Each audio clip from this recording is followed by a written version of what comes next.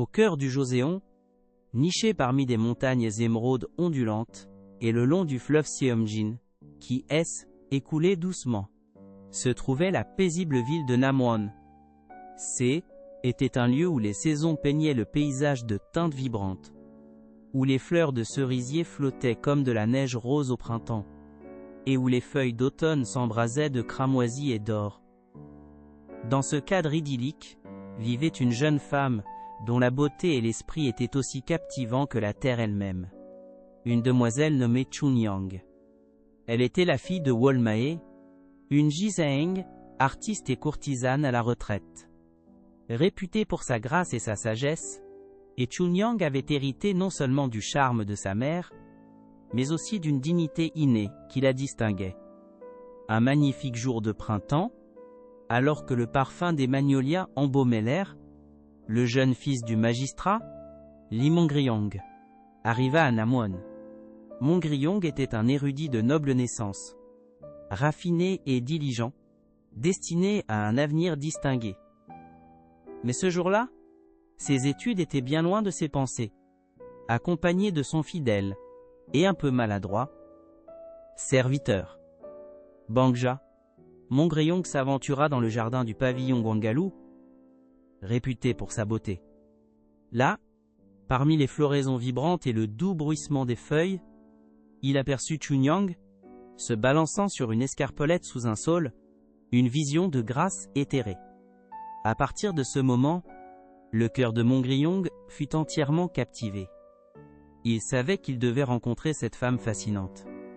Surmontant sa timidité initiale, il envoya Bangja lui demander son nom, puis l'approcha audacieusement.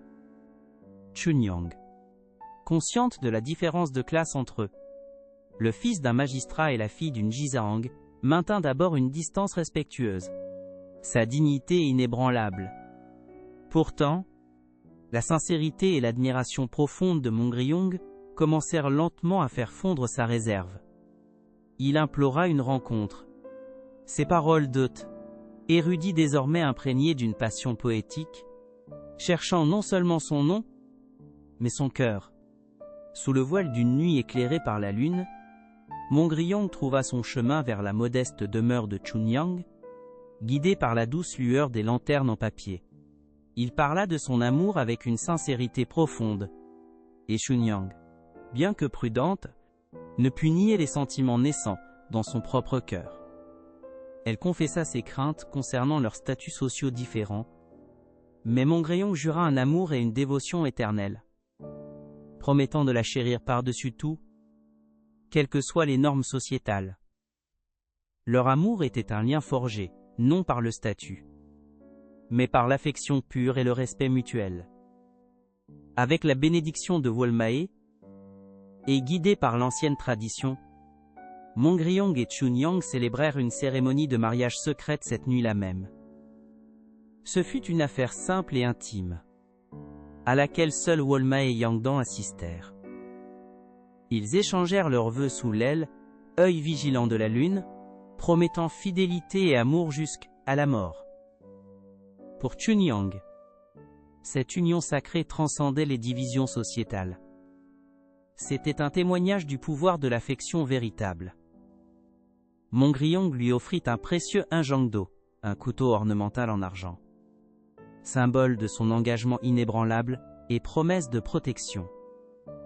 Leurs jours ensemble furent remplis d'une joie tranquille, passés à étudier et à aimer, un secret bienheureux du monde. Mais le bonheur, surtout un bonheur aussi profond, est souvent éphémère. La nouvelle arriva que le père de Mongryong, le magistrat, avait été promu et était transféré dans la capitale, Séoul.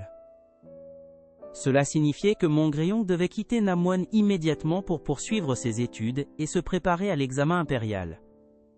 Ce départ soudain jeta une ombre sombre sur leur monde clandestin, menaçant de déchirer le lien sacré qu'ils avaient si récemment forgé. Les adieux furent déchirants. Mongryong promit à Chunyang qu'il reviendrait pour elle, après avoir réussi l'examen national et atteint le succès. il l'exhorta à rester pur et inébranlable, lui assurant que leur séparation était qu'une épreuve de leur amour. Chunyang, le cœur lourd de chagrin, jura de rester fidèle, quelles que soient les épreuves.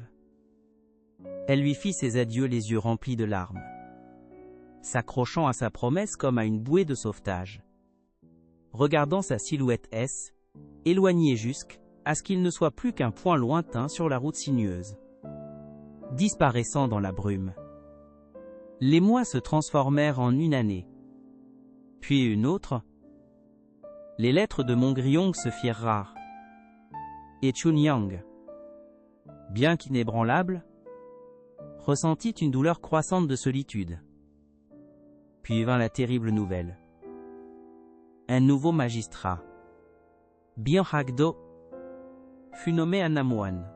Il était connu pour sa cruauté et son avidité insatiable. Son arrivée apporta un changement immédiat à l'atmosphère paisible de la ville, jetant un voile de peur et d'oppression sur la communauté autrefois vibrante. Chunyang sentit une terreur glaciale s'insinuer dans son cœur, une prémonition des épreuves à venir.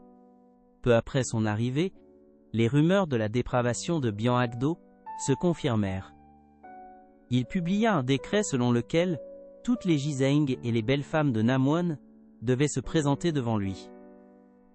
Chunyang, en tant que fille d'une Jizeng et réputée pour sa beauté, fut parmi les premières à être convoquée. Mais Chunyang n'était pas une femme ordinaire.